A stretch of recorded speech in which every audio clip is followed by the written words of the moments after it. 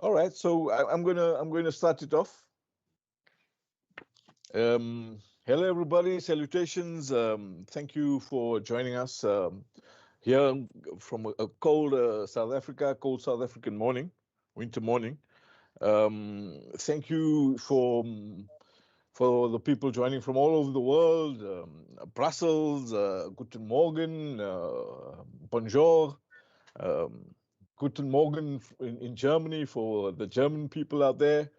Halit from Turkey, Merhaba, as I said before. Vincenzo, I know you in Moscow, so I think the Moscow greeting is privet or buongiorno in Italian. For Rizal from Indonesia, apa kabar? Shimul, my good friend, Ayubowan, thank you for Abon, joining us kabar baik. from Thank Colombo you. in Sri Lanka. Um, this is the norm these days. You know, this kind of gatherings have become the norm in the world. Is it a sign of the times? It's brought on behavioral change.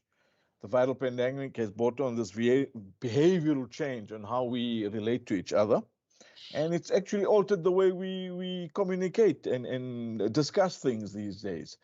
Without taking up too much of your time, I want to introduce to you Barbara Dietrich of Diplomatic World magazine.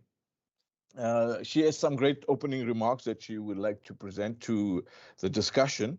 Barbara is the president and owner of Diplomatic World magazine, co-founder of the Diplomatic World Institute, founder and foundation of the Foundation of Defense of Women, senator of the Business Angels Forum. She's has a passion for art, great art enthusiast. She works for the Diplomatic World Global Art Forum, and is an advisor, art advisor, and a consultant for few select clients.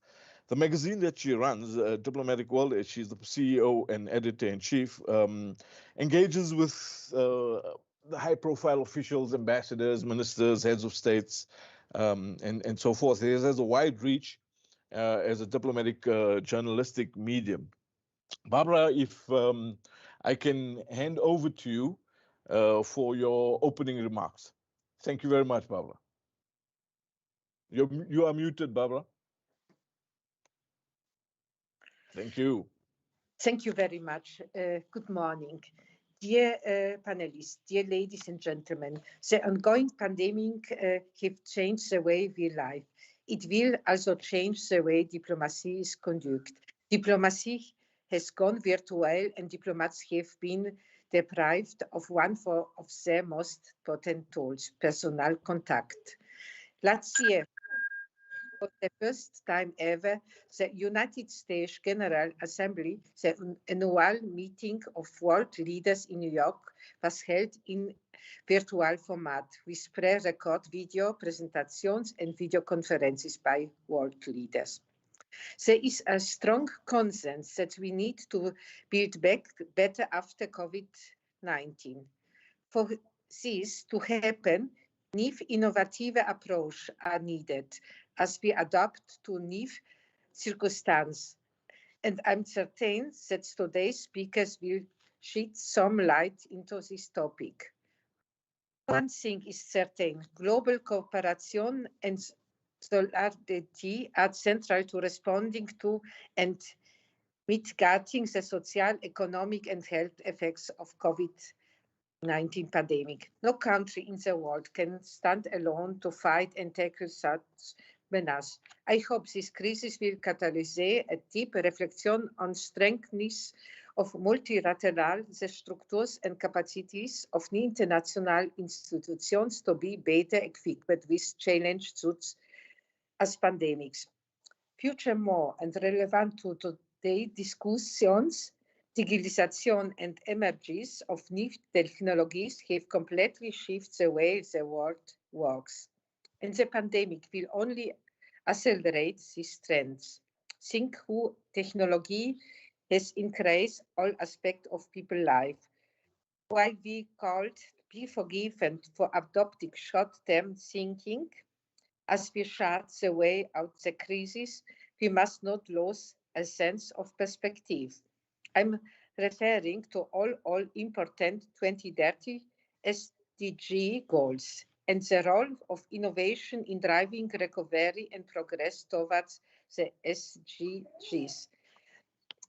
Sustainability and innovation must go hand in hand.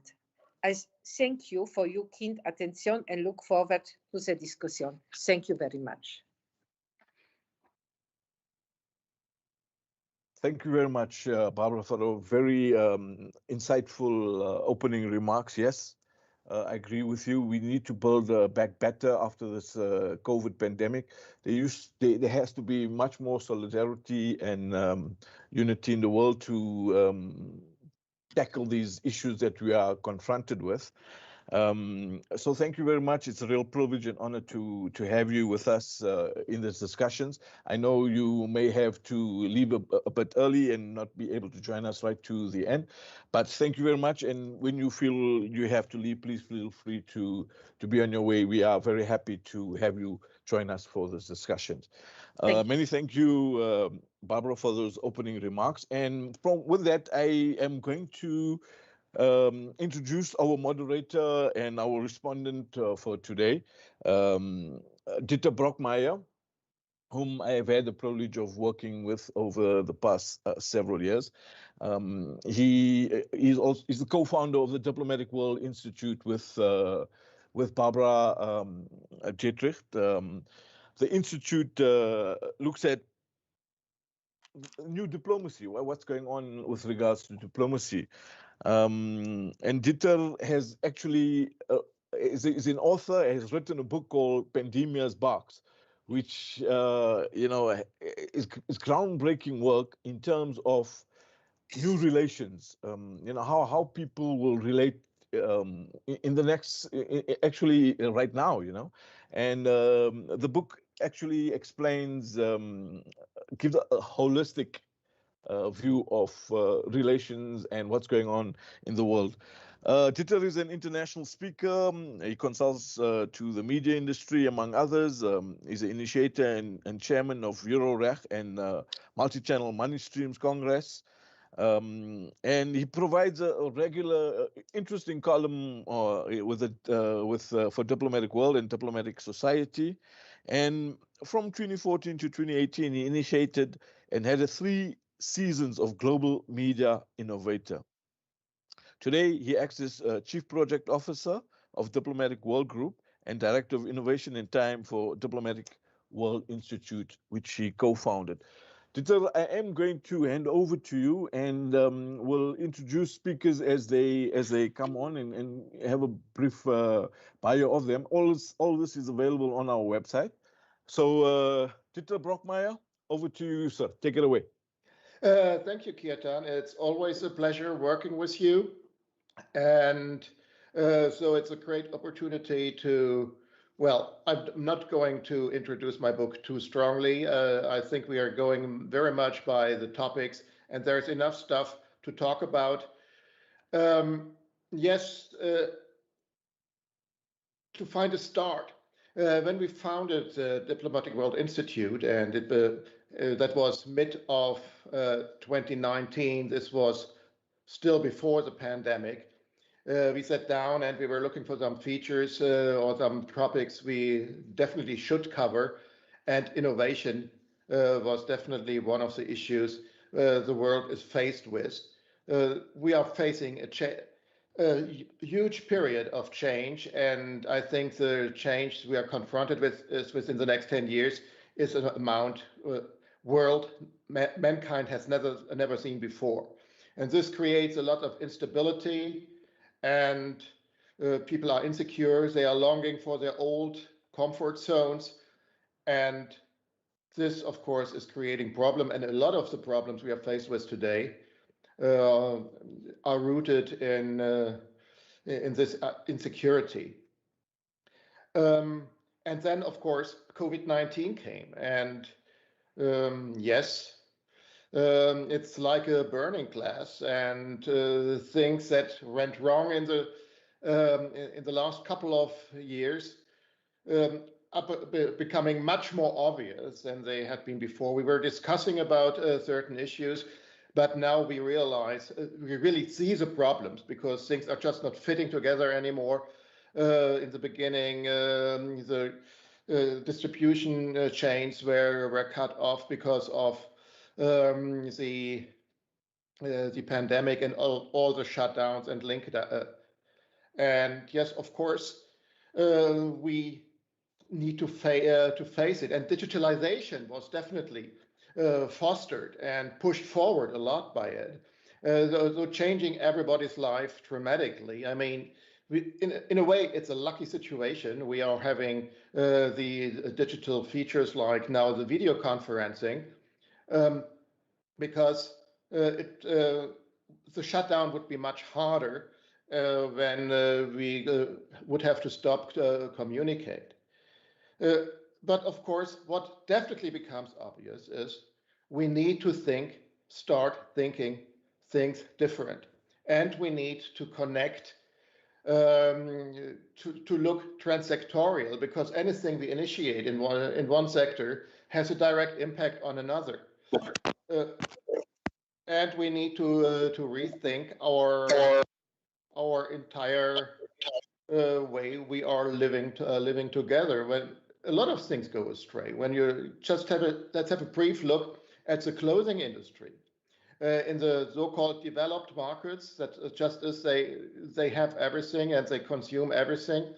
So we are still based on growth. The economy is still based on growth, but so we are creating artificial growth, and instead of having, as in the past, 2 seasons for the clothing industry in the spring and the fall, they continuously come up with new product and push it in the market, with the result that people buy new t-shirts, wear it maybe once, maybe not at all, and then it goes back in the trash. So the secondary market for used clothes is down. It's going directly, it's either burned or teared up for rugs for the car industry.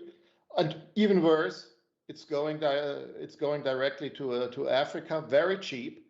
And so everybody is buying this used clothes from Germany, France, and wherever, and destroying the clothes markets in Africa. Moreover, when you look the demand for resources, all the cotton that is used for this for this type of not needed clothes has to be grown somewhere. And one of the reasons that one of the largest saltwater lakes here on the world, the Aral Lake, is almost completely dried out, is because all the water goes into watering cotton fields. So this shows the complexity of the situation we are faced with. And we need to tackle it. And we only can tackle it at a global scale.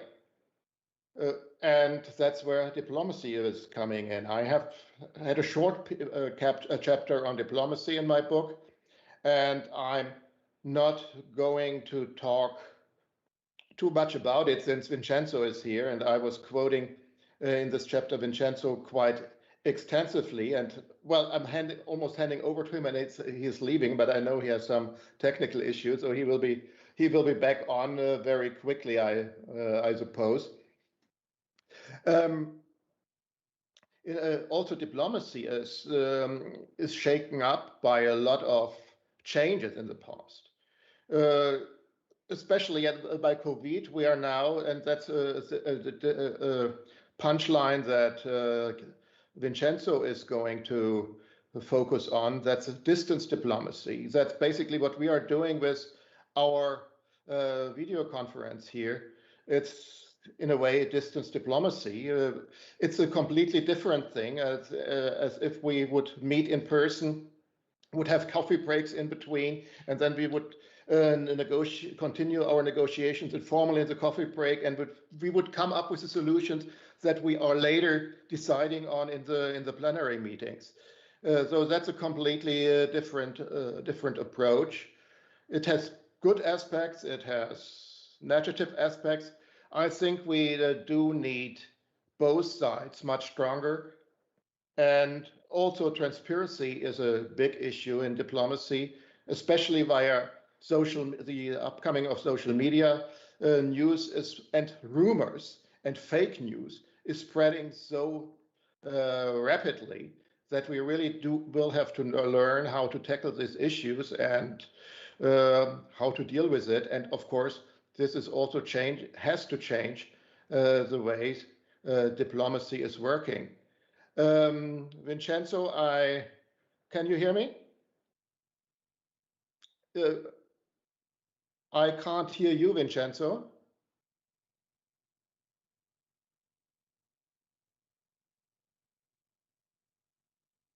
Vincenzo, are you muted? Still muted. Now I can see you, but I can't hear you. So it's exactly the opposite as it was before. He doesn't hear us. No.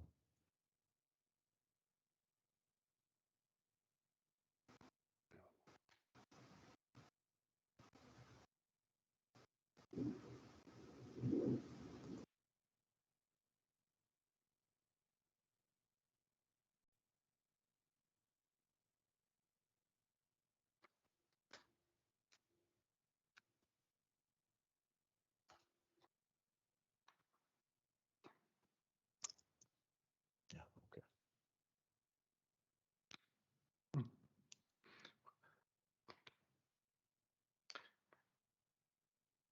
Well, so far regarding So my good. roadmap. So Okay, good, so good. Vincenzo, you hear me now? He's leaving again. Okay, that's another problem of the modern world. Somebody was telling me that these virtual conferences have very much of the old science of the 19th century. Like, can you hear me? Can you see me? Are you there? That's the answer. Are you there? So yes. that's what we have to work deal with. Dieter, you suggest we move on? Well, that's what I just was thinking is that I just moved to André Thomashausen and take his insights a little bit earlier, if you agree. I agree. That's fine. I was talking to to Professor Thomashausen, but he doesn't seem to. Yes, I'm here. No problem. Okay, then. When we talked yesterday, we were really talking. We were really talking about the change that COVID was causing in the means of diplomacy, and to me, it really did sound dramatic. So, what are your learnings from COVID-19, and what does it mean to diplomacy and international law? Thank you. Prof. Thank you, Thomas, before you get on, can I just give a bit of a background of you, sir?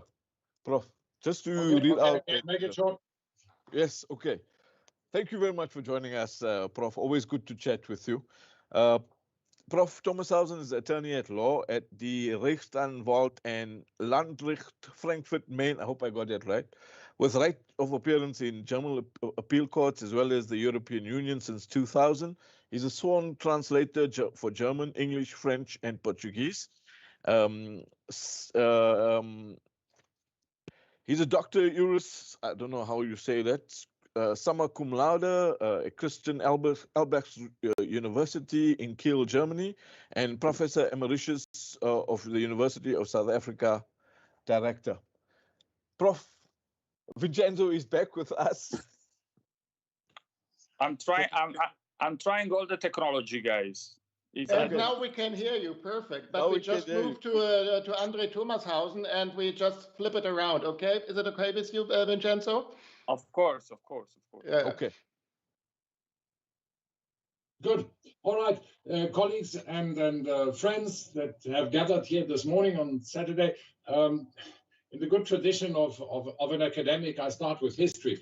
When we want to reflect on the impact of COVID on international law, it might be good to just remember where does this all start? And it starts more or less 1,300 years before Christ, or before that date, which the Western civilizations chose to determine as year zero, because there's no scientific reason to call that moment in time zero. But that's what we live with. And it starts about 1,300 years before that in Egypt, where people felt a practical need for leaders to communicate, or leaders of cities and early states to communicate in a safe way, in a reliable way. And so the next thing that developed from this was a universally accepted principle that kings and emperors and heads of states, by divine right, were inviolable. They had absolute immunity. To hurt a king ruling by divine right would have desecrated God. And this principle, of course, became challenged in our days, because heads of states no longer rule by divine right, but at the pleasure of their nations and their voters. But even in antiquity, there was debate whether the divine right of a king should apply to rulers of barbarians, for instance. Logically, emissaries or diplomats of divine rulers carried the wishes and thoughts of an equally protected and inviolable nature. They enjoyed what is now called diplomatic immunity, as codified in the Vienna Convention on Diplomatic Relations of 1961. In response to the most terrible wars that humanity has ever known, the First and Second World Wars, the world codified the UN Charter of 1945, and it lists the four most important duties of states, namely, first, to respect sovereign equality of all states. We are all equal. Second, the fulfillment in good faith of the obligations assumed in the UN Charter. Third, to settle international disputes by peaceful means in such a manner that international peace and security and justice are not endangered. And fourth, to refrain in their international relations from the threat or use of force against the territorial integrity or political independence of any state. The UN also solemnly agreed on four main objectives of the organization: to maintain international peace and security, to develop friendly relations amongst nations based on respect of the principle of equal rights and self-determination of peoples, and to take other appropriate measures to strengthen universal peace. This is not my wording, this is quoted from the UN Charter. Thirdly, to achieve international cooperation in solving international problems of an economic, social, cultural, or humanitarian character, and in promoting and encouraging respect for human rights and for fundamental freedoms for all, without distinction as to race, sex, language, or religion. And fourth, to be the United Nations, to be a center for harmonizing the actions of nations in the attainment of these common ends. Now, it is important to remember that in accordance with the UN Charter, continuous exchanges and communication and cooperation between states is not just a nicety, not just a goodwill nature, but a firm duty under international law. And my great and famous colleague, Professor Wolfram, in the Max Planck Encyclopedia of Public International Law, substantiated in 2010 a general duty of all states to cooperate and communicate in the maintenance of international peace and security, as well as in the solving of international problems of an economic, social, cultural, or humanitarian character. The partial breakdown or freezing of communication and cooperation between the main nations during the so-called Cold War was overcome by the adoption of confidence-building measures, essentially mandatory communications on a number of important conducts of states, as agreed upon in the final act of the Conference on Security and Cooperation in Europe, the CSCE conference from 1973 to 75. Diplomatic intercourse is thus not just a self-serving ritual. It's a vehicle to comply with an international duty. For instance, in the light of these principles, I would argue now, today, that the recent administrative prohibition of any social or diplomatic contacts by diplomats of the EU and all the EU member states with their Russian counterparts on a global level is a violation of international law. Likewise, the duty to cooperate is not limited to a duty to listen and understand in good faith. It also includes a duty to actively communicate concerns, interests, proposals. Duty to cooperate is passive and active at the same time. Now, during COVID-19, health measures have impacted negatively on this duty of the states. Embassies all over the world have literally closed the shutters to hide behind doors and computer firewalls. Web pages have become devoid of content. Lists of embassy personnel have been removed, and together with that, means to contact them. Instead, the use of contact forms is now the norm. It requests all imaginable information to be submitted and will result in a response or no response. Email addresses and phone numbers of diplomatic officials have become state secrets. And at the same time, essential duties, such as all travel visa matters, have been outsourced to private businesses like VFS Global with its many national subsidiaries. So the challenge, in my view, of the future evolution, the working of diplomatic missions, will they continue to operate in a closed shop manner, where outsiders are excluded and interactions are limited to the personnel of other embassies and to that of the ministries charged with foreign relations of the host country? How can a denial of transparency by diplomatic services be reconciled with the modern duty of states to cooperate?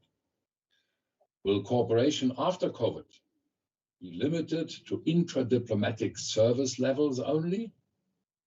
In that case, what is the remaining usefulness of the diplomatic services in an age where presidents and ministers of country can communicate directly with each other at any time with a click of an electronic button?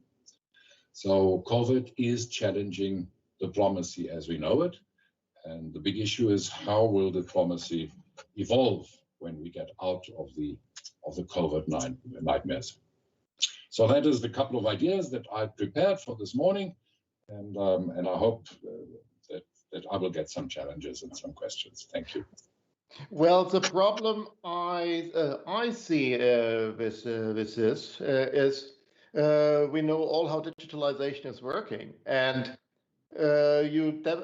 actually you can the communication becomes so independent from the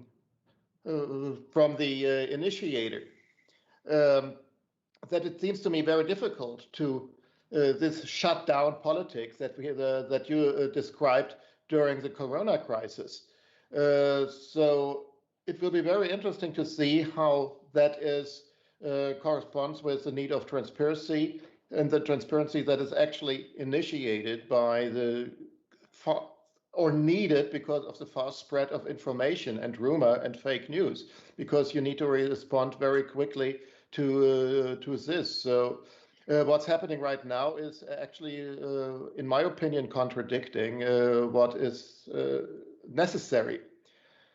But let me move back to Vincenzo now.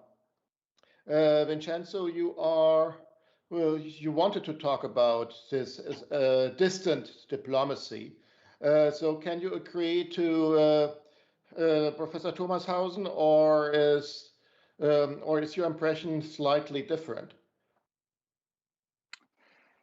Well, I remember when I contributed to your book, and we were in the middle of the pandemic, with no possibility to travel at all, no possibility to communicate in person at all, even in the middle of a huge crisis, even in the middle of conflict that we have around the world. And we create a new terminology. Is I don't know. I wrote some pieces that I call DAD, diplomacy at distance. That is the parallel of politics at distance. Is PAD, politics at distance. And we saw how this impacted. If you remember, Dieter, but also I think Kirtan that interviewed me a couple of times. My passion, not only academic, but even as a young scholar with neuropolitics, no? So the impact of and the attack to the brain that has. And I studied this not only from the view of from the point of view of citizens, but even from the point of view now of politicians and diplomatic point of view, because still I'm a professor of international relations. And I see that despite the challenge that coronavirus confronted us, also gave us this huge challenge, and despite the massive use of technology, my analysis brings to the idea that we still need human contact, human touch, even in diplomacy.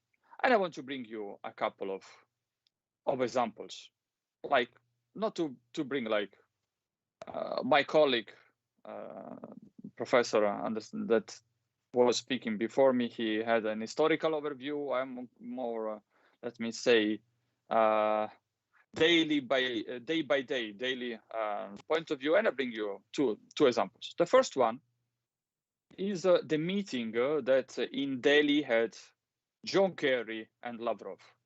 Quite an incidental meeting that kept secret. Yeah, very few. Let me say, observer knew about this meeting. That explained that the human contact could lead to a softer diplomacy. We don't know exactly what they discussed during that meeting, but we see the result of that meeting. And we see the result of few days ago, on 20th of May, a meeting to organize another meeting between Antony Blinken and Sergei Viktorovich Lavrov. Why? Because it wasn't possible to set up a distance diplomacy. If you remember the attack that few days after the inauguration of the Biden presidency that we had at distance, the answer that we had at distance provoked more cleavage, as Kirkheimer called. So a cleavage between, a fracture between people or even states that has already difficulties. And we needed a meeting, okay, to set up another meeting, and we needed a human contact. And if you remember, another meeting that was purely organized at distance in Alaska between China and America, this meeting was organized at distance, okay? Was organized by delegation, but not touching each other, as I like to say to my students, okay? So the procedure was decided by email and by diplomacy at distance, and we see the result. The protocol was not respected and the meeting failed. So that's why Russians learned by the daily stories, and they say we meet in person, okay, to set up a protocol, to set up an agenda, because we can't fail in the next steps in this meeting. Why? I quote myself in the book of my friend Dieter, because in 2001, we enter a new era, the era of emotions in diplomacy, emotions in politics. And I quote an event.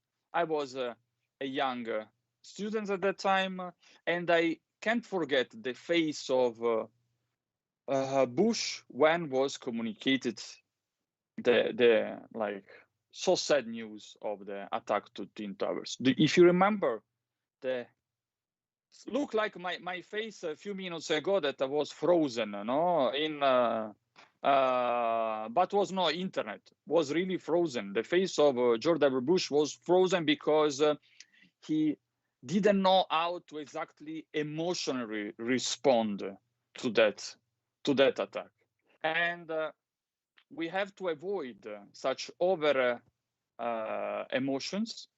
We have to avoid in politics and in diplomacy that reaction, that or no reaction, but we need a response that is, let me say, emotionally elaborated, emotionally digested, and we need to know which part of not our hearts but our brain to touch. And just a few years ago, the same President Vladimir Putin said that in this terrible incident that we had on Sunday in Minsk with this forced landing of the flight from Athens to Vilnius, that say that I can't comment now because there are two emotions on the table. I need to know both the parts, Minsk, let me say, point of view and the European and the Atlantic point of view without emotions to take a certain decision with our partner and our Western partner. So if you see now, the terminology is changing in the last years, and I think that we can use in some extreme case, as was the red line, few decades ago between Soviet Union and the White House, this red line, the red phone that was used, but this is in extreme case. But still, to set up a new diplomacy, the diplomacy of the future, a diplomacy that has seen the fail of multilateralism, unfortunately, I repeat twice, we need a contact, because the COVID told us and taught us another thing, that the multilateralism, unfortunately, is dead. Is dead because the interest of nations led to a selfish. And we see it in the, let me say, the geopolitics of vaccine. Yeah, the geopolitics of vaccine taught us that multilateralism is dead in Europe, because if you remember, these, I think we discussed with Dieter a few weeks ago, even in our informal call, how crazy became in Europe to discuss and to lead to a common line, distribution of vaccine, and we had another lesson from Brexit, how Johnson led like bilaterally with the pharmaceutical industry to buy and to set up a vaccination campaign. So the diplomacy at distance, the DAD and the PAD, told us that we need to come back to old instruments, to old tools, to our old toolbox to have at least, if not fully peaceful world, but at least to go back to what we had in the pre-pandemic world. So I hope that in somehow I have like a free speech, because as you see, I mentioned fact that happened yesterday or in a few days, because the world of diplomacy is changing so fastly that we can't use a fixed framework, and we have to look not with the eyes of only historians, but with the eyes of daily diplomatic bodies and politicians. So I hope that I gave some hints, and I'm not here to teach or to school anybody, but I would like to give some hints and to open a discussion in a few minutes with other distinguished guests and friends. Well, to me, it really is a paradox because a lot of the questions we are faced with and that will become even more important in the near future. They only can be used on a multilateral level. Of course, you also need you need both. You also need the bilateral approach, uh, and but what we are seeing right now, also when Macron was coming to South Africa yesterday, this was something seemingly completely uncoordinated with the EU. He did it on a bilateral basis to reestablish relationship with his Grand Nation. Um, this, in a lot of ways, seems to be, a paradox to me, and we need to find ways to overcome this.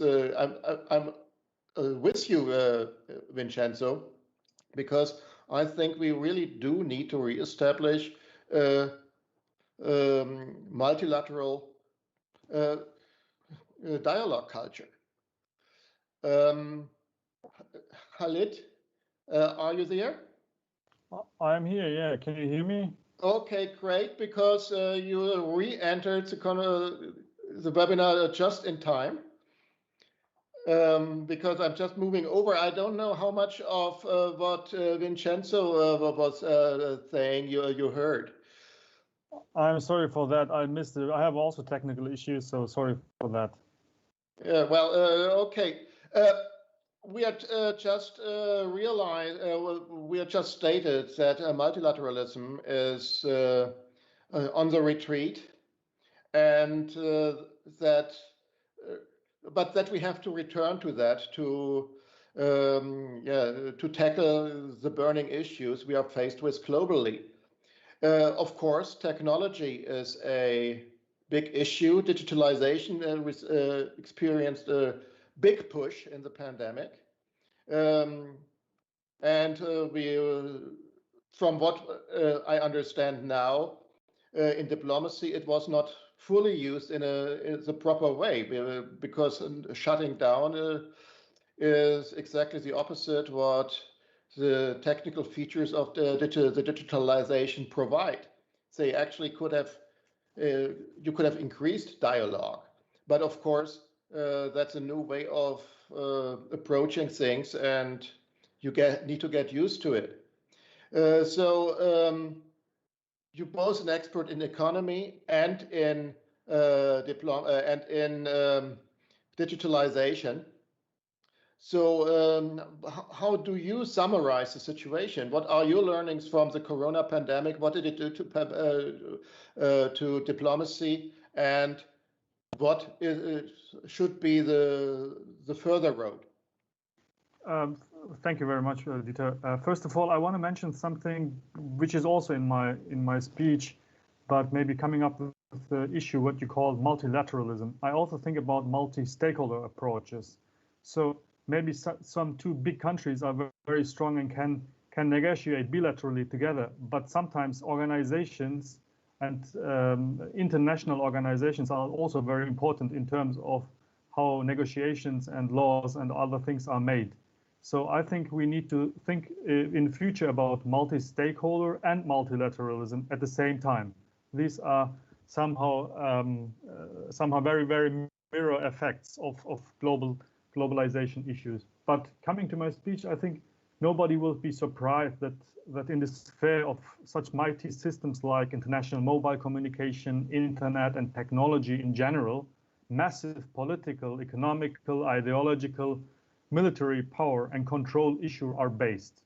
So in the history, humanity has always used tools and technologies to guarantee its survival and to make life easier.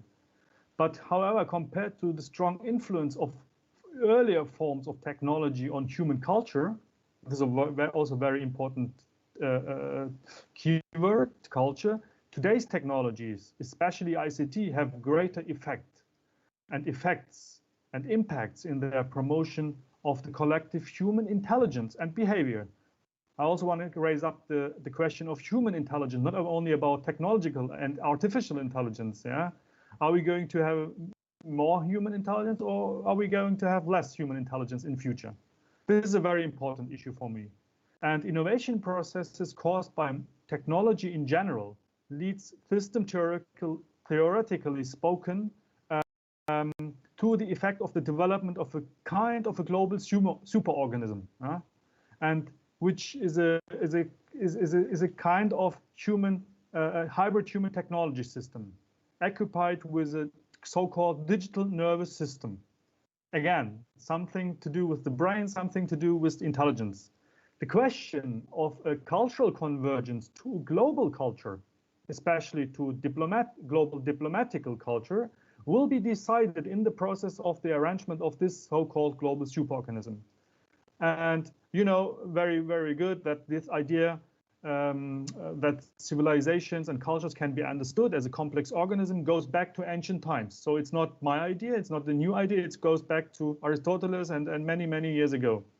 And in this context, and metaphorically spoken, the military and police fulfill the function of an immune system to protect society against threats. But however, protective functions in times of hunter and gatherer cultures and other characteristics when compared to modern times were different, because there was no long-term warehousing of goods and monetary systems. And the immune system of mankind was able to develop today's level throughout millions of years. So thanks to the advance in the area of health technology, so we can see it actually in the COVID process, and pharmacy, the potential of this system increased in recent times. So even so, we sometimes experience illness, but however, the recovery time is very, very fast, compared to many, many other diseases we have experienced throughout history. And what are the cultural challenges? I said one of my keywords is culture. What are our cultural challenges in this process? I think, first of all, we need more inclusion instead of exclusion. So the first thing is inclusion instead of exclusion. At the level of nations, the global inclusion requires a harmonization of laws. I think Andre also talked about something to do with laws. Sorry for that. I didn't get the whole speech because of my technical issues. But at the level of nations, the global inclusion requires a harmonization of laws and constraints to allow regulated exchange of human power, human potential, money, goods, and services. For example, within the global trade policy of the WTO. To maintain a stable supranational structure such as the EU. I will also talk about the EU as a role model. But however, some countries do not want to exist as a part of a larger whole, such as the Brexit we experienced with Great Britain. But currently, there are also dividing lines between Eastern and Western countries, such as the US and Russia, but also between Islamic countries and Christian countries. It is interesting to speculate how all this will evolve in the upcoming decades, as well as the for example, the three basic scenarios as mentioned by the Club of Rome: balanced scenario, inequality, or collapse scenario. So the second one is balance control between central and distributed power control.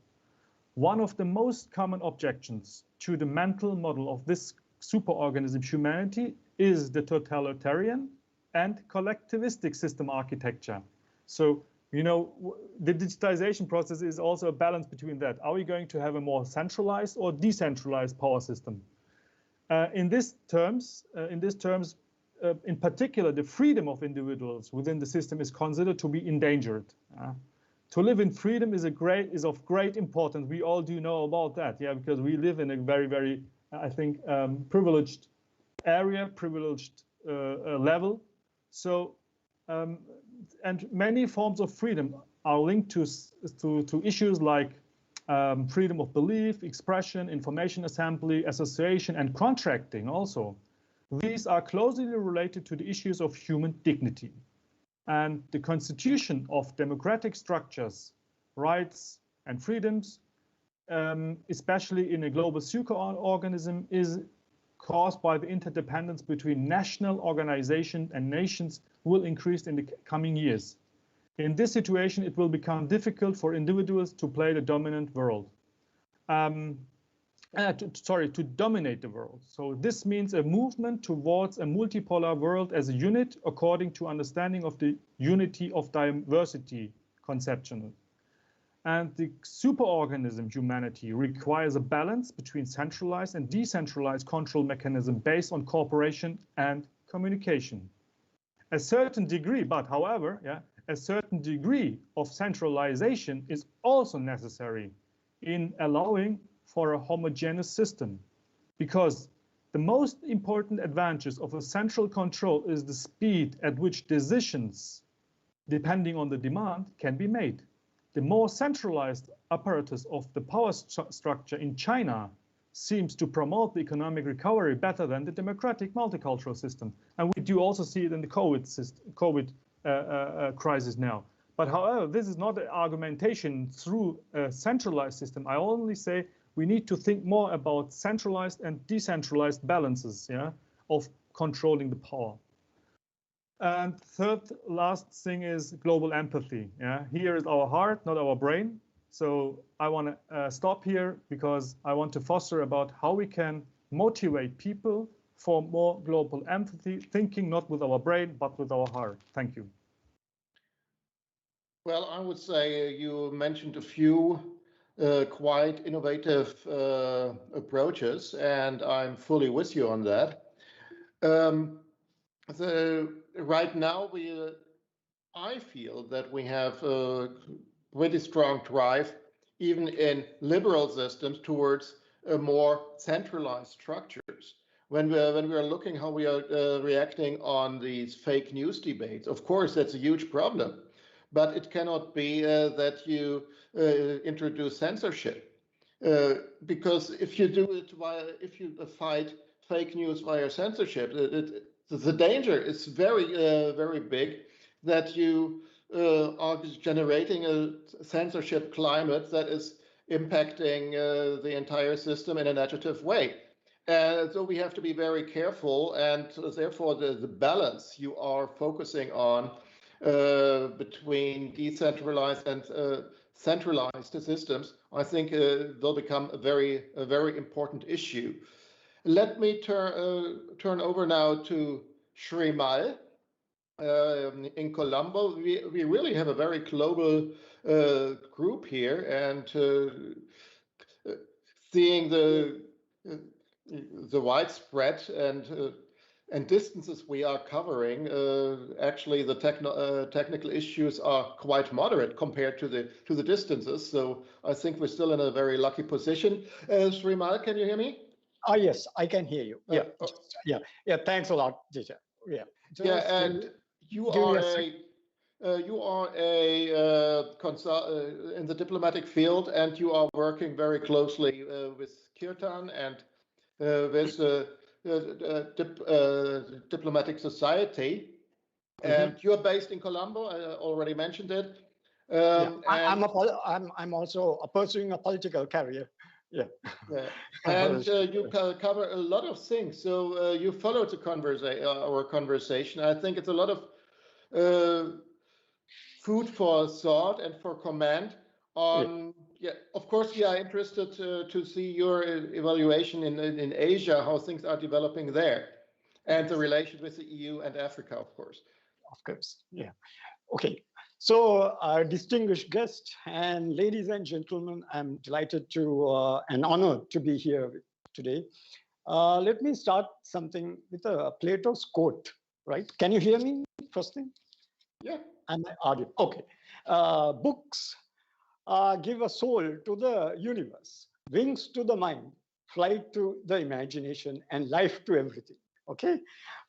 So with that, I want to congratulate my good friend Dieter. Your book release is a celebration, and you had the passion, you had the drive, you had the dedication, but you always remain open to ideas of others. So warmest congratulations on your new book. Yes, this book is a magic carpet that flies you off somewhere. And praise and respect to and admiration to Kirtan Bana and Anisha and for Barbara for supporting your book release. And now this book of yours gives few main arguments, right? First, it's about technology. I'm just trying to get this wire off. Yeah, technology will remain the driver of unknown change in human history in the upcoming decade. Okay. You also speak about one of your arguments was about degrowth and deglobalization. Ties will determine the balance in the big picture. But the thirdly, the most important point, which relates to my field, it's about this book evaluates the relationship of the global cooperation with balanced bilateral and multilateral approach. Okay, so then we little bit step into something else that gives, which relates directly. There's a strong wind, so my wires are getting disturbed a little bit. It can certainly give a starting point, this last point of yours of relating to multilateralism. The current dynamics with regard to global impacts of COVID-19 creates and time to re-examine the foreign policies and engagements and relations. The past century has also seen regionalism undergoing many changes. Hence, the term regional integration has also come into be linked with numerous conditions.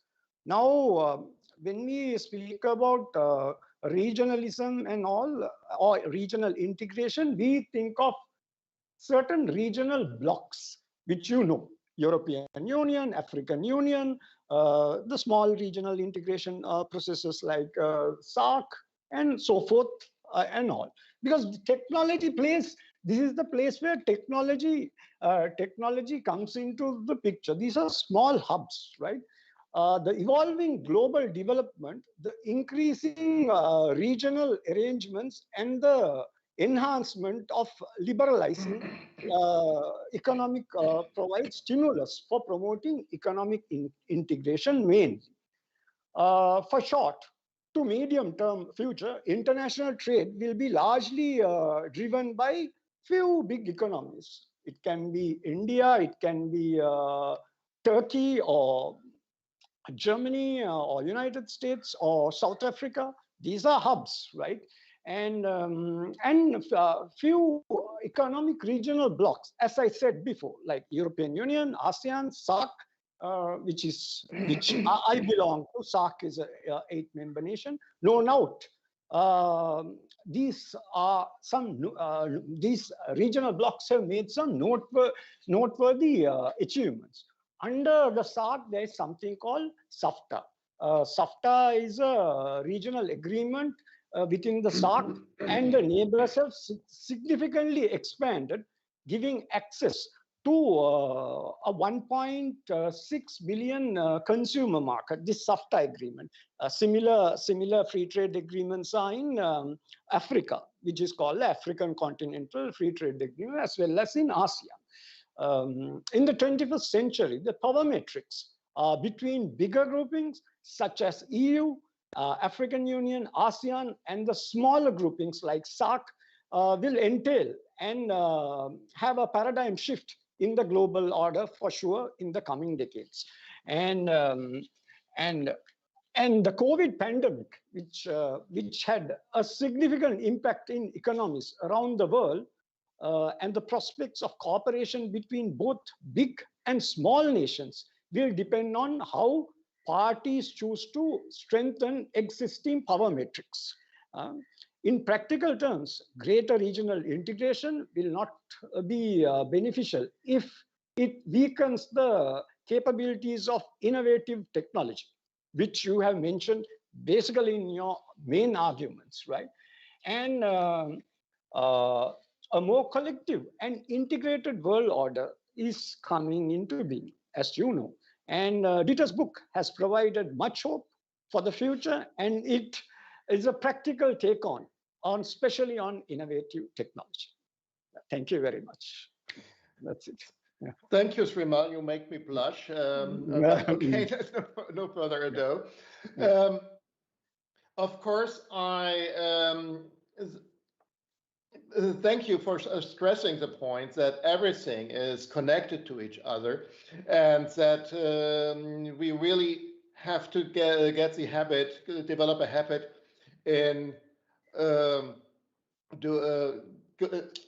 in doing it more, in looking at things more cross-sectoral and in a more analytic way, not in the way of German Angst. I was on another conference speaking about German Angst and saying how we are stopping innovation with this attitude by just the saying, because we see theoretically a new development could lead into something problematic, we regulate it in a way that the entire new sector can't be developed. And then somebody else, of course, is doing it and creating other problems. But still, we do need to analyze. Another point that I think we are not really are looking forward enough is when we are now talking about using hydrogen for air travel. What happens when all these water fumes are released over big airports and we are in a heated situation? Maybe it has no result at all, but I think we should look at these issues at a very early point just to see if there are issues coming up, then we can react before we have the problems. It's very complicated, of course, but I think this is another very important issue. So we are now faced with the theory of decentralization and centralization balancing. We are faced with the need of the return of multilateralism in a balanced way with centralized and decentralized. Multilateral and bilateral. This was what I just was. Thank you, Khaled. What I just was heading at. So it's a whole bundle of things we were faced with within the Corona crisis, and that became very obvious. How can we handle that?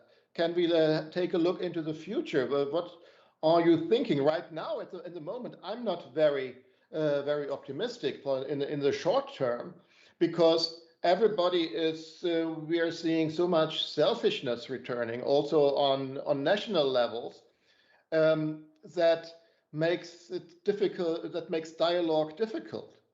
And we are faced with so much problems that were caused by globalization because of things that didn't go the right way, that we have, that suddenly deglobalization is becoming a problem, an issue.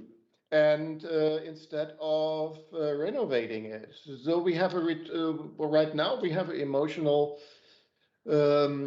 setting that rather increases the national aspects.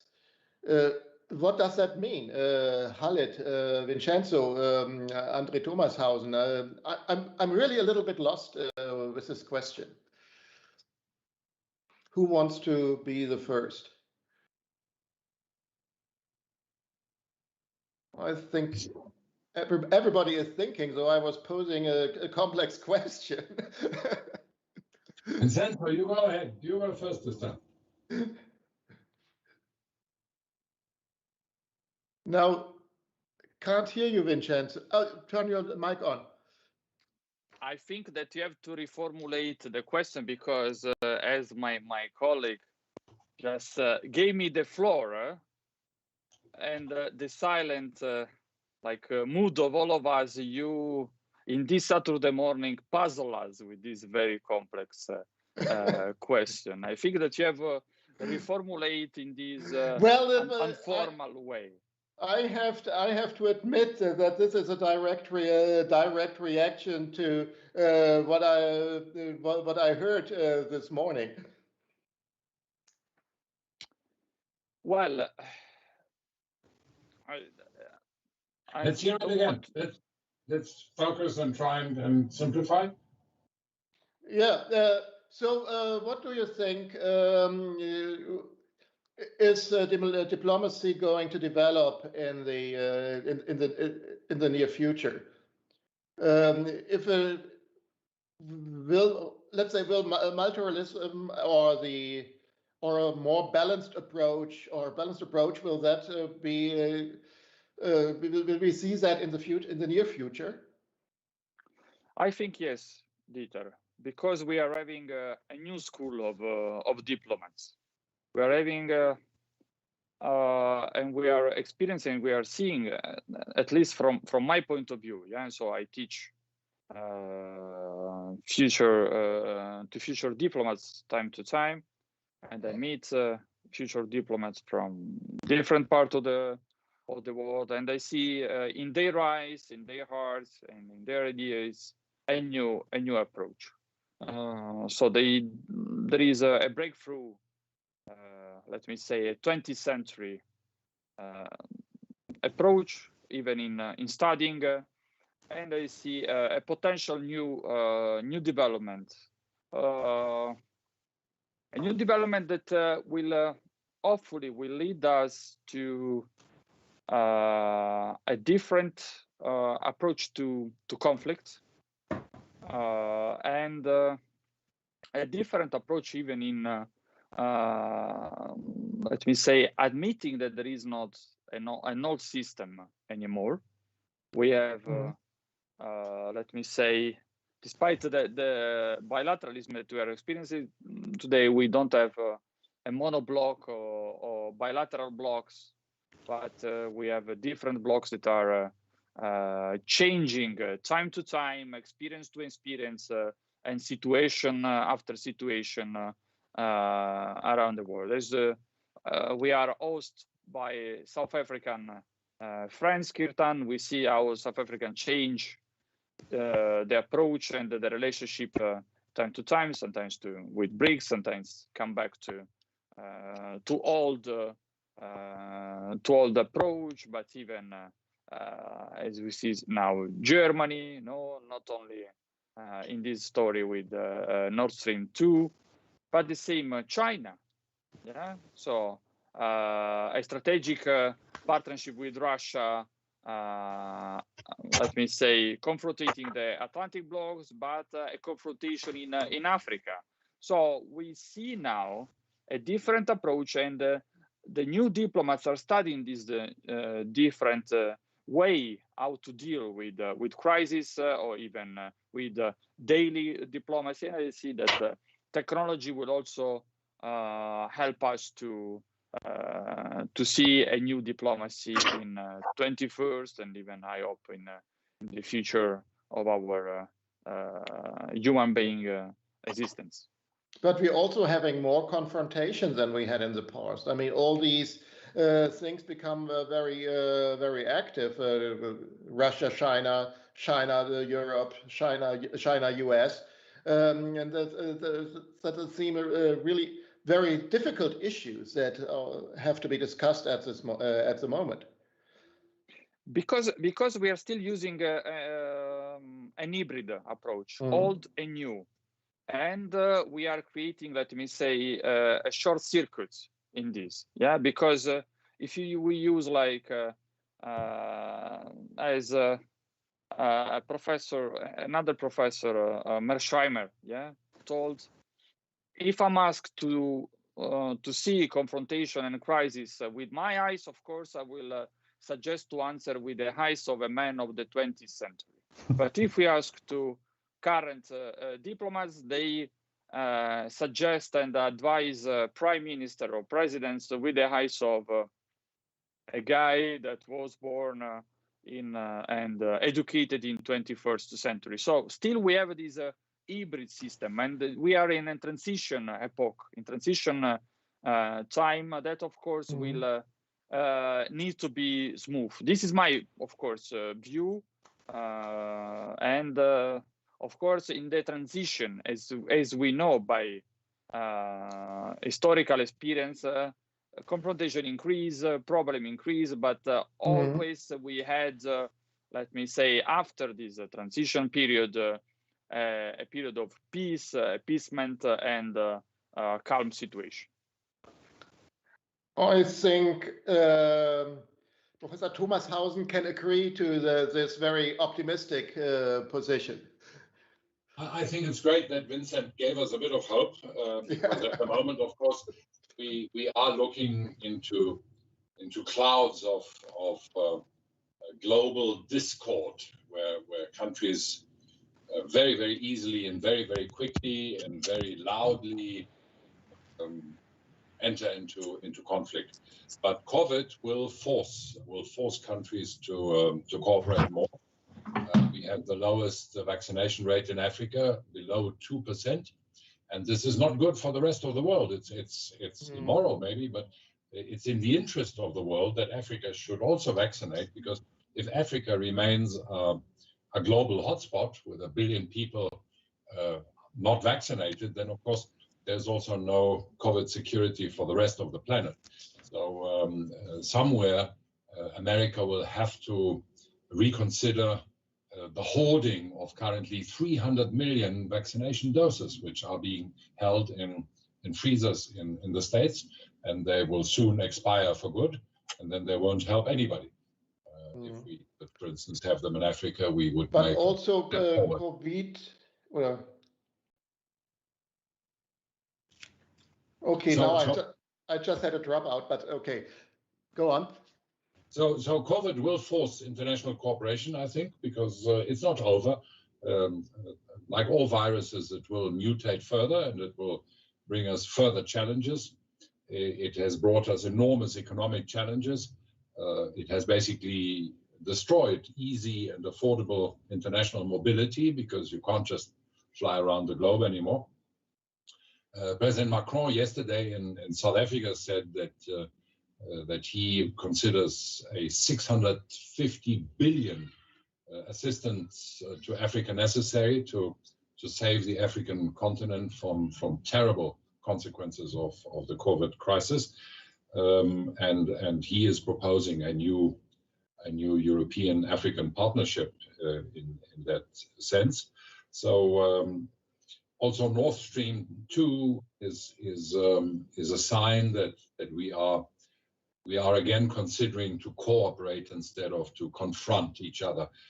Under Trump, there was total confrontation on Nord Stream 2, to the point where some high-ranking American officials actually telephoned the mayor of the town where the Nord Stream 2 terminal planned, threatening that person, that poor lady, that she would never be able to travel again anywhere in the world because America would hunt her down. So that is fortunately over, and the sanctions against Nord Stream 2 cooperating companies have been lifted last week, so that Germany's energy sovereignty is being reinstated. Germany, of course, has sovereignty over its resources and how it wants to use resources. So I agree with Vincent that there is some hope that necessity will encourage a new approach to multilateralism. But the big globalization dream that we had like 15 years ago, it is challenged. Freedom of trade, freedom of movement of persons, freedom of movement of services, of capital, they're all under threat in the world, and it will not benefit anybody. Especially freedom of movement of persons is a very, very important driver of economic mobility, economic progress. If we carry on closing the borders, I remember 20 years ago, one actually didn't need visas for most countries, or if there was a need for one, it was a stamp at the entry. Now, to get a visa for most countries is a 3 to 6 week process. It's complicated. It requires appointments, interviews, and it's expensive. A visa these days is well above €100, in some cases much more. So we are reducing international mobility. and that too is not encouraging multilateralism. It's not encouraging peace and understanding between nations, because if nations do not meet, if they do not interact, then they become inward-looking. So let us hope that Vincent is right, that the new generation of diplomats will see the importance of international discourse, of it's an old term, but of friendship between nations. It is a very, very important thing. Well, Khaled, I'm sure you want to say something about that too. Even if you said you also wanted to foster the innovation culture that is needed to approach things, and I think that is fitting exactly into your approach. Absolutely right, Dieter. Thank you. One half of the thing what Vincent and Andres said, I fully agree with them, and it's also in my publication, Global Networking Communication Culture, Conflict or Convergence, which I fully argue into a convergence side of all those issues. But what the COVID crisis also teaches us is that we are in a societal shock, but a global societal shock, at the same time. And so this shock can be very much innovative for us. We need to foster on that part, how we can deal with this shock at the same time to foster convergence in all those issues. But I also want to add, we not only need now visa, we also need some health tests to enter other countries. And this is more expensive than only visa. So what's going to be the next stage? But let me something also say. And you need the visa, and you need the visa to you need the health test to get out of the country again too. Another Absolutely. One. Yes, yeah, fully agree with. And let me say only a few sentences about the German angst you mentioned, yeah? Because I'm also German. I'm a German national, originally from Turkey, yeah? And I live in Germany, but now I'm for a longer period of time in Turkey. I think, Dieter, this is a little misconception of self-conception from the Germans, yeah, especially from Germany. I do not think that Germany is some we would call Innovationshammer in Germany. So it's not innovation retarder. Yeah, but I don't think that because in English, I think there is not a special word for Innovationshammer. It's a very also special German word, but.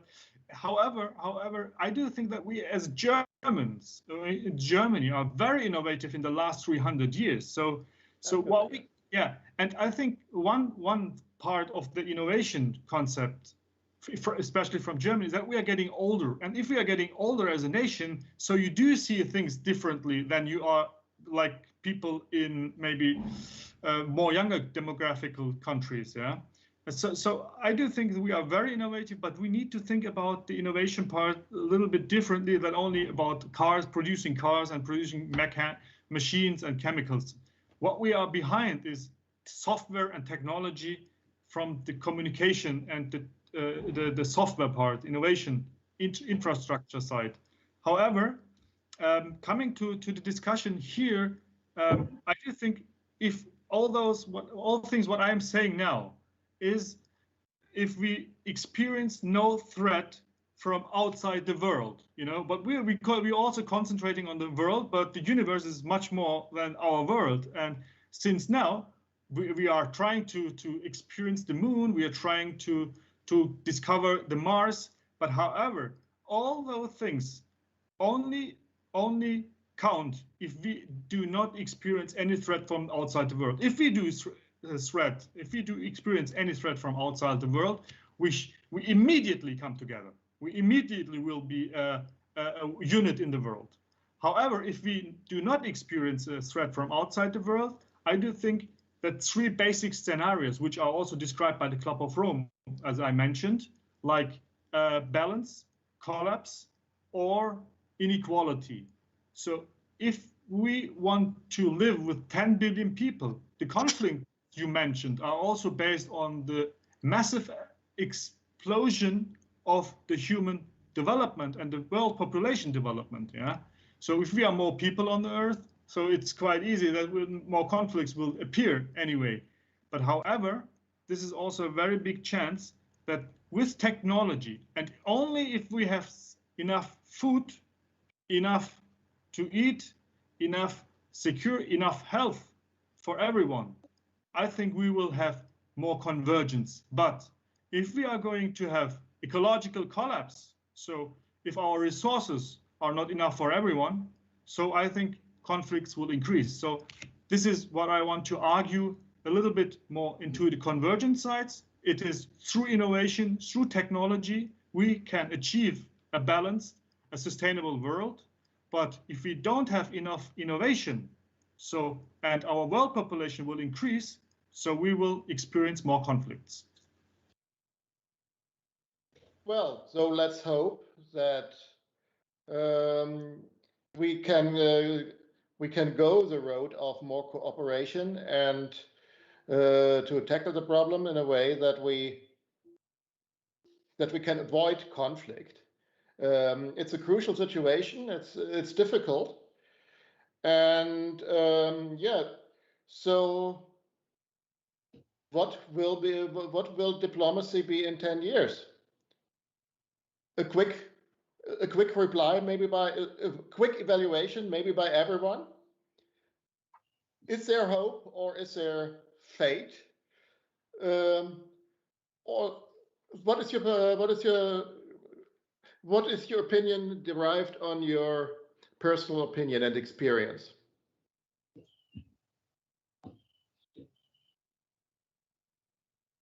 Well, let me try very briefly to be positive. My hope is that diplomacy all over the world will integrate the new technologies, will use them. We have already, for instance, in the United Arab Emirates, a huge advance of electronic public administration. So I see no reason why embassies couldn't open up electronic channels, electronic communication channels, also to the public, to increase transparency and to increase their reach, their scope of influence, so that people can converse with the staff at embassies, put their questions, their silly questions, ask whether it is true that China has infected the world with the virus or not, and have a more inclusive point of contact, which will contribute to better understanding of nations, and it will also help nations from the feedback to understand prejudices and fears and worries. Otherwise, I do hope that there's a very, very good reason why it is not such a good idea for heads of states to just phone each other directly on WhatsApp and start talking and then maybe insulting each other. So we've seen things like that in the Trump practice. It is better for professional diplomats to be in charge of communications and to take some edges out of communications and to give their political masters opportunity to reflect on what they are going to say and what they're going to ask for.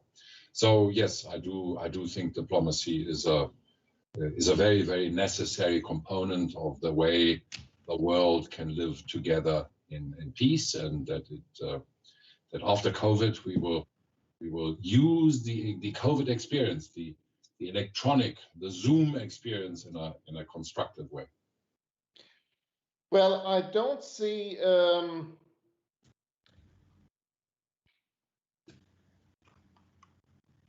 well, just somebody was posing the question that the need for vaccines in developing countries is an important issue for diplomacy right now.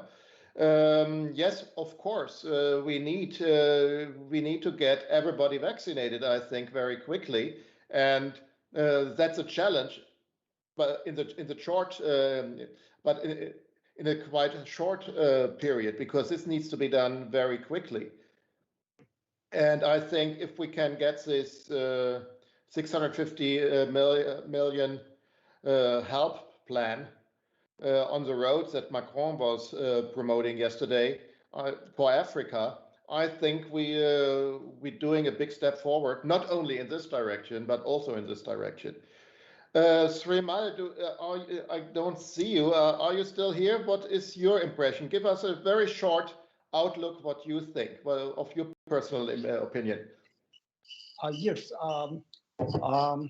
My opinion is about regional integration, especially when it comes to global south, because most of the global south countries are in middle income status or low middle income status.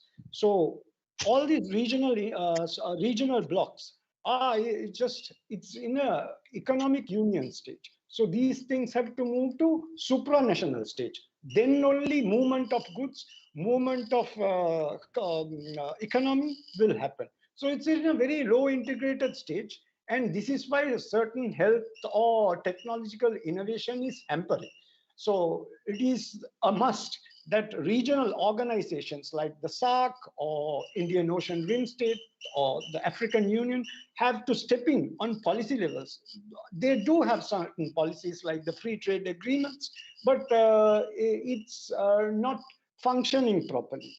More of protectionism is there in all these countries, and tax barriers have been imposed, so certain goods are not coming into the countries or not going out in such ways. So this is what has happened. Basically, it's in an economic union state. So these countries or the blocks have to move into a supranational stage where, like the European Union, you give into the sovereignty.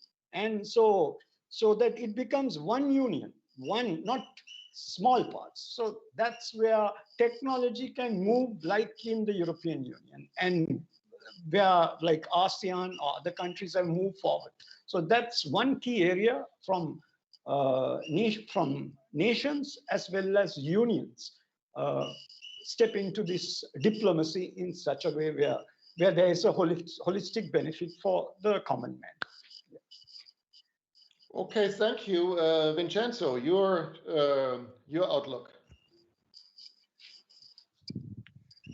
I see that we have a few challenges ahead.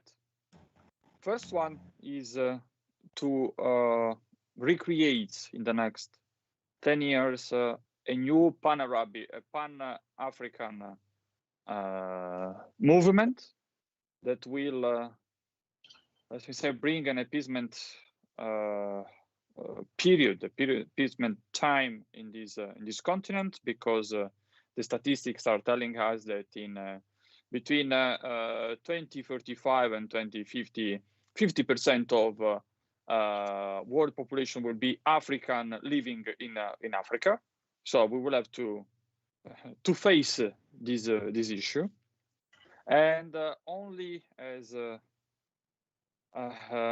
previous speaker was telling, only a sovereign national movement can lead to this, because we need to put everybody together, and also we need not only a Pan-African movement, but even a Pan-Third World movement, because very often forgets countries as, for example, Sri Lanka, that is represented wonderfully today, but even other small countries that have a huge potential, but unexpressed this huge potential because by ourselves, first world country, we are putting, let me say, a cufflinks to their hands, to their and to their spirit. And of course, we need to bring not an unilateral technological movement, as for example China is doing in Africa and in Central Asia, but we have to let them experience a multilateral technological development, because we know when only one country leads a technological boom in a certain country, the risk and the problem that we can face. So we can have a new clutch. In terms of diplomacy, I agree with Andres, with my colleague, because we need more transparency. We need more transparency in diplomatic affair, because diplomatic affair is not an elite game between diplomatic bodies, but is an issue of people, is an issue of countries. Is not a game, a golf club for few, because I think that is our destiny. So they are playing a game for us. So we have a few challenges ahead, and I think that in our small contribution can provide a means for our friends and colleagues in diplomatic bodies. Khalid, you're the last but not the least. Oh, thank you. So I want to mention also something which is not so, I think not so good in terms of how we think about the future. First, I think the future of diplomacy will be tied to media more than ever, because also Professor Thomas Hausen mentioned also the government side. Okay, we talked about e-government. We can also talk about e-diplomacy in this context. But however, I do think that everyone will be a journalist in the future, or can be a journalist in the future. At the same time, can post and can do everything as far as states will not deny access to communication and technology at the global level. However, because we require more transparency, but at the same time we will also experience more spying, more communication, which is also tied to what I want to say is to more military power. Unfortunately, we will also experience, from my perspective, that diplomacy will be tied to unseen, secret media, secret services, military power, but we will not see that anyway, like autonomous weapons. We will experience that. Nobody will experience that, because people will not die in a way we had in the military negotiations before, or conflicts before. But however, I think diplomacy will be tied to media and military, and I think diplomacy in the 21st century will be also more proactive, multi-directional, and innovative than ever before, because we are also, this everybody knows that, because our world is increasingly interconnected and demonstrated by the domestic impact of external issues. Anyway, we discussed it earlier. So summing up, I think diplomacy will be more tied to military and media, as it's now the case. Thank you all. Sorry. So, and media will be the visible part, and military will be not the visible part. Yeah. Well, that's an interesting assumption, and we will have to see what happens. Thank you, everybody, for great insights and your time, and putting up with me as a moderator. And Kirtan, do you want to do some closing remarks or a summary what you took away from this webinar? Yes, Dieter, thank you very much.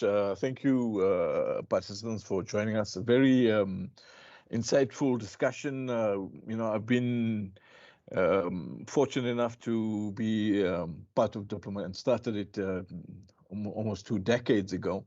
And, we've witnessed a diplomacy from a different angle, not as a diplomat, but from a media perspective. For me, human nature is human nature. People talk about human rights.